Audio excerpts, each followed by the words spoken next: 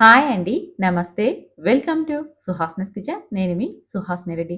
ఈరోజు మన కిచెన్‌లో బియ్యపు పిండి పరతాను చేసి చూపించబోతున్నా. చాలా చాలా టేస్టీగా ఉంటుంది. మార్నింగ్ టైమ్‌లో ఎప్పుడు రొటీన్‌గా ఒకే బ్రేక్‌ఫాస్ట్ కాకుండా ఇలా చేసి చూడండి. రుచి చాలా బాగుంటుంది. మార్నింగ్ టైమ్‌లో కాదు, ఈవినింగ్ టైమ్‌లో కూడా స్నాక్స్‌గా చేసి పెట్టొచ్చు. అలాగే మనం వీటిని చేసి కొన్ని రోజులు నిల్వ పెట్టైనా మనం వీటిని తినొచ్చు స్నాక్స్‌గా. చాలా చాలా బాగుంటాయి. తప్పకుండా మీరైతే ఒకసారి మాత్రం ట్రై చేయండి. ఇప్పుడు స్టవ్ మీద ఒక పెనం పెట్టేసుకొని అందులోకి ఒక కప్పు నీళ్ళని తీసుకోండి. నీళ్ళని వేసేసి ఇందులోకి రుచికి సరిపడా ఉప్పును వేసేసుకొని నీళ్ళను బాగా మరిగించుకోవాలి. నీళ్లు బాగా మరుగుతున్నప్పుడు స్టవ్ ఆపేసేసుకొని ఇందులోకి ఏ కప్పుతో అయితే మనం నీళ్ళని వేసుకున్నామో అదే కప్పుతో ఒక కప్పు బియ్యపు పిండిని వేసేసుకొని ఇదంతా బాగా కలిసేలాగా కలుపుకోవాలి. నీళ్లు బాగా మరిగిన తర్వాత స్టవ్ ఆపేసేసుకొని పిండిని వేసేసుకోవాలి. ఇలా బియ్యపు పిండిని వేసుకున్న తర్వాత ఇదంతా బాగా కలిసేలాగా కలిపేసేసి మూత పెట్టి ఒక 5 నిమిషాల పాటు పక్కన పెట్టుకోవాలి. లేదనుకోండి కాస్త గోరువెచ్చగా పిండి మనకి చల్లబడే వరకు పక్కన పెట్టుకోవాలన్నమాట. మనం ఇప్పుడే రొట్టె ప్రిపేర్ చేసుకోవాలంటే వేడి ఎక్కువగా ఉంటుంది కదండీ! అందుకోసమని ఒక 5 నిమిషాలు పక్కన పెట్టేసుకోండి. ఈలోపు 2 ఇంచుల అల్లంని, 5 లేదా 6 పచ్చిమిర్చిని కచ్చా పచ్చాగా స్మాష్ చేసేసుకోవాలి. మిక్సీ బౌల్‌లోకైనా వేసుకోవచ్చు. లేదంటే ఇలా మ్యాషర్‌తో అయినా సరే మనం స్మాష్ చేసేసుకోవాలి. చూస్తున్నారుగా ఈ విధంగా కచ్చా పచ్చగా ఉండాలి. ఇలా గ్రైండ్ చేసుకున్న ఈ మిశ్రమాన్ని ఒక బౌల్‌లోకి తీసుకోవాలి. ఇదే విధంగా మిగిలినవన్నీ కూడా ఇక్కడ నేను కొత్తిమీరని, అలాగే ఉల్లిపాయని, కొద్దిగా కరివేపాకుని అంతా కూడా ఇలా స్మాష్ చేసేసి పక్కన పెట్టుకున్నానండి. కొత్తిమీరనైతే కాస్త ఎక్కువగా గ్రైండ్ చేసుకున్నాను. మీరు కావాలంటే కొత్తిమీర ప్లేస్‌లో మెంతి కూరను కూడా వేసేసుకోవచ్చు. మనం ఒకసారి చేసుకున్నప్పుడు ఒక్కొక్క ఫ్లేవర్‌ని యాడ్ చేసుకోవచ్చు. క్యారెట్‌ని కూడా ఇందులోకి వేసేసుకొని మనం ప్రిపేర్ చేసేసుకోవచ్చు.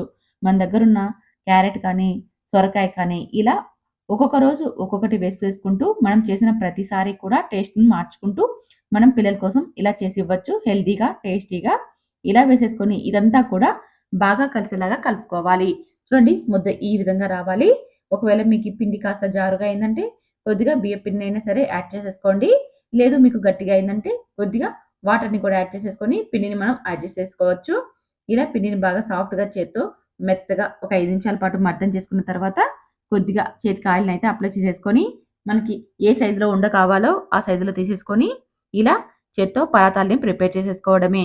కావాలంటే మీరు పొడి పిండిని చల్లుకొని రోటి కర్రతో అయినా సరే మనం ఈ పరాతాల్ని ప్రిపేర్ చేసుకోవచ్చండి. నేనైతే ఇక్కడ చేత్తోనే తయారు చేస్తున్నాను. మనం ఎంత పలుచగా కావాలన్నా సరే చేత్తో బాగా ఈజీగా స్ప్రెడ్ చేసేసుకోవచ్చు. చాలా అంటే చాలా ఈజీగా స్ప్రెడ్ అవుతుందండి.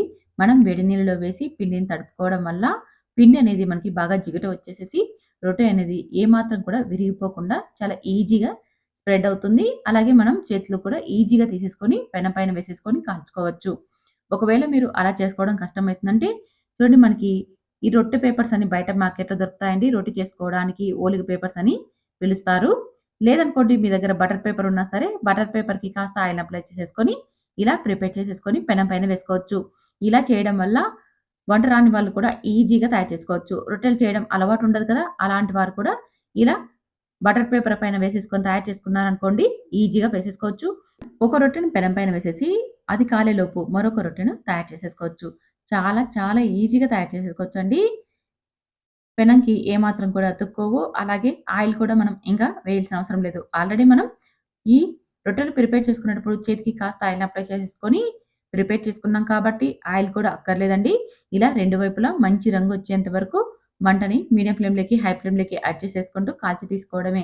ఇదే విధంగా మిగిలిన పిండినంతా కూడా ఈజీగా తయారు చేసేసుకోవచ్చు. కేవలం చపాతీ చేసినంత టైంలోనే ఈ బియ్యపు రొట్టెని మనం ప్రిపేర్ చేసుకోవచ్చు. మార్నింగ్ టైమ్‌లో ఎప్పుడు ఒకే రకం బ్రేక్‌ఫాస్ట్ కాకుండా అప్పుడప్పుడు ఇలా చేసి పెట్టండి. పిల్లలకి బాగా నచ్చేస్తుంది. ఇలా చేసి పెట్టిన వీటిని మనం వారం రోజుల వరకు కూడా ఈవినింగ్ టైమ్‌లో స్నాక్స్‌గా తినేయొచ్చు. కాస్త బ్రౌన్ కలర్ వచ్చేదాకా 2 వైపులా కాల్చి తీసుకున్నామంటే ఇవి వారం రోజుల పాటు మనకి నిల్వ ఉంటాయండి. చాలా చాలా టేస్టీగా ఉంటాయి. మనం ఇందులోకి మెంతి కూరను, తోటకూరను ఇలా ఏ ఆకుకూరలైనా వేసేసుకోవచ్చు. అలాగే క్యారెట్, బీట్రూట్, సొరకాయ ఇలా వెజిటబుల్స్‌ని కూడా తురిమి వేసేసుకొని తయారు చేసుకోవచ్చు. చాలా చాలా హెల్తీ రెసిపీ. తప్పకుండా మీరు ఒకసారి ట్రై చేస్తారు కదూ! ట్రై చేసిన తర్వాత మీకెలా వచ్చిందో కామెంట్ చేయండి.